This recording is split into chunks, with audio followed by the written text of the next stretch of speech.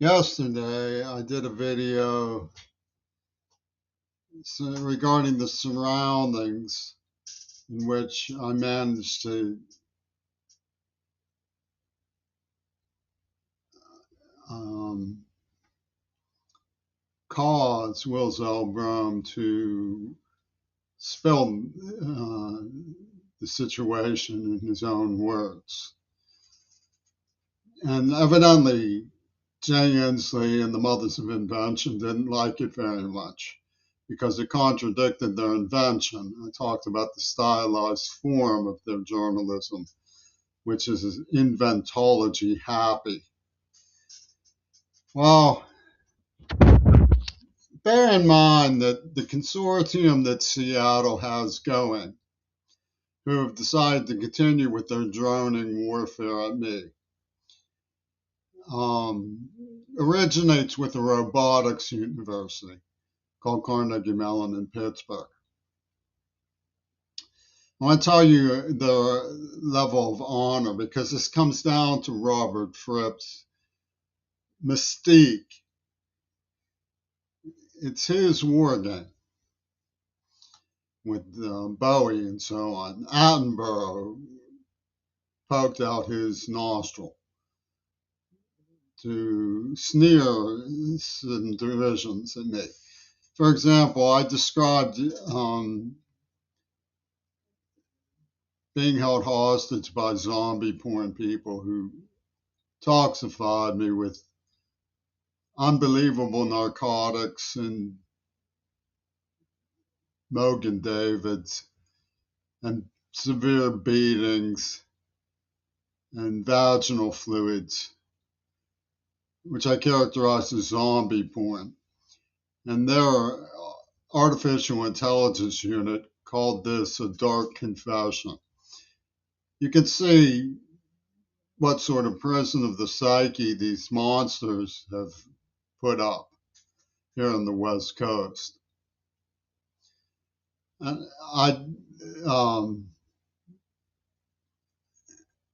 not prohibited from discussing with myself these macabre ordeals with online counterfeiters.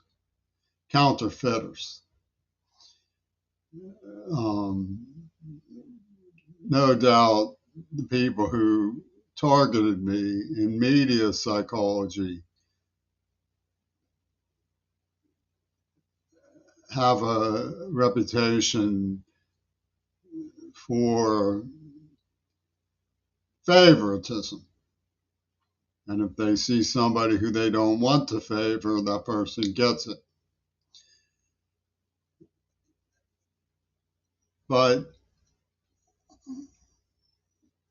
there are other things to understand about what happened. We're talking about Robert Fripp's honor code. I mean, he's a morbidly overly precious self-regard agent of the double cross. And he has this honor code. Let me tell you about his honor code. His honor code says that Ivy League crewmen should gang up on a deaf child who is traumatized, who was never allowed to get an education, with obscure fields of learning, like language anthropology.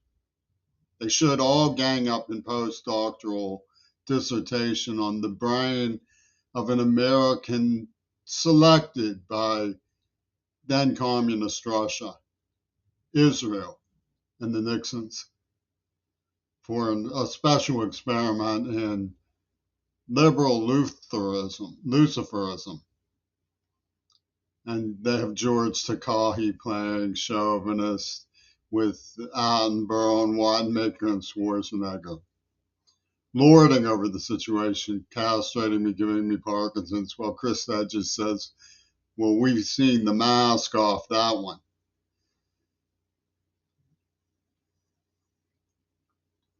By getting me to fall in love in a circumstance of sexual gambit investigating the AIDS attack.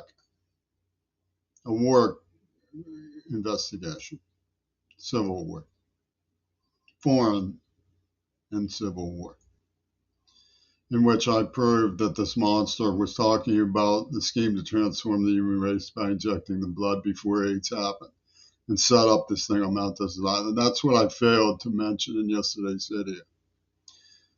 And the honor code of Robert Fripp is that these multiple minds of media should shadow the deaf white suck.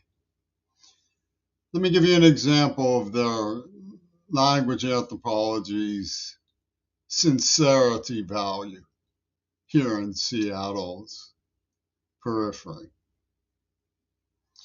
Martha Gellhorn may have sided with some of these people in their shocked disposition about my scolding letter to Leslie, that a boy was upset when she rubbed her vagina in his face with her virginity and gave it to someone else with a cackle.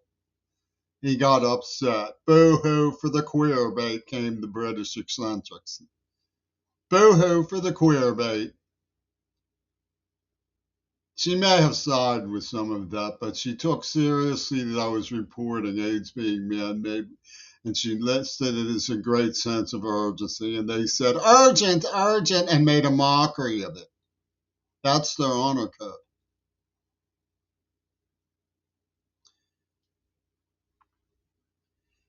Now, I was talking about the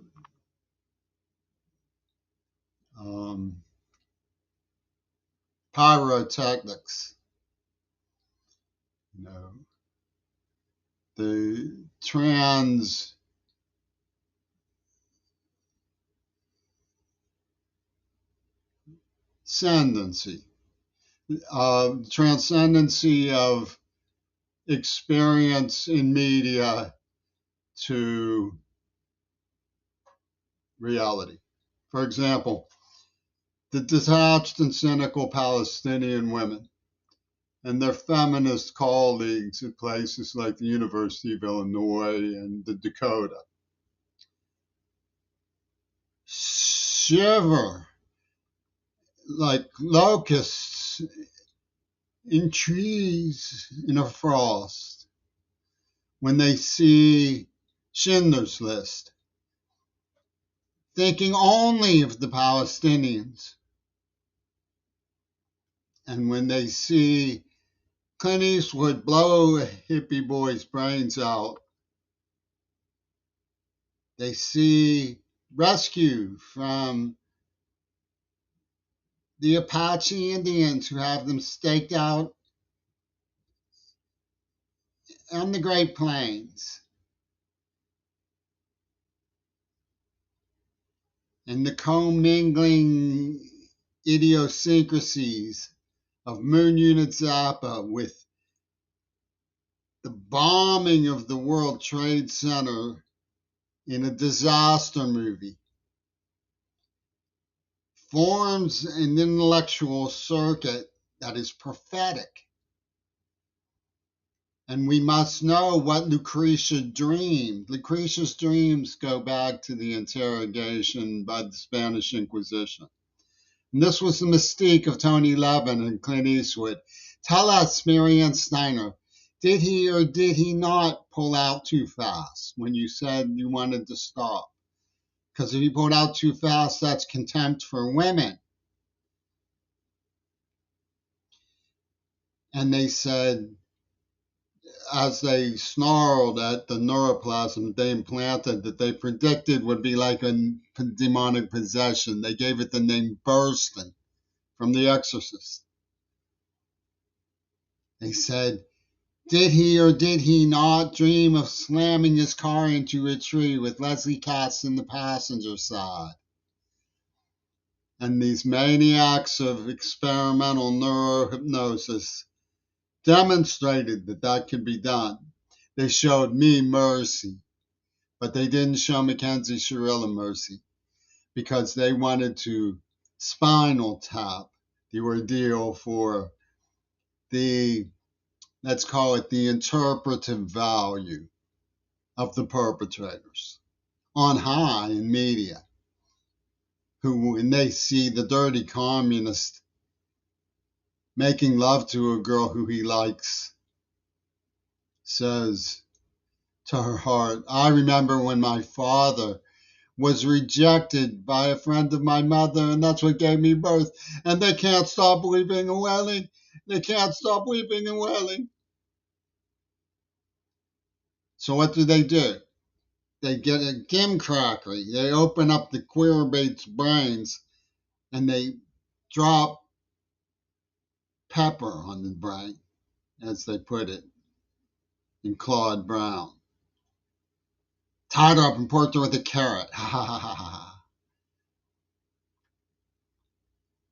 Over Revolution number 9 soundtracks from Gail Burston, talking into the wizard phone on somebody who never knew anything about language anthropology, who, when he attempted to verify if it was true that they were just having fun, came up with the answer that it was true. Because the girl continued to go to selling by the pound with his tickets with the guy who she was having fun with when this happened. From Climax 1, where the queerbait was taken all night, probably never closer to death than on that excursion to Louis Hunter's farm. Probably never closer to bodies in the woods. And the robo units called this a dark confession. And they said, urgent, urgent, hee-haw, urgent. I'm dealing with the criminally insane. The Jeffin Corporation and Seattle's administration are criminally insane.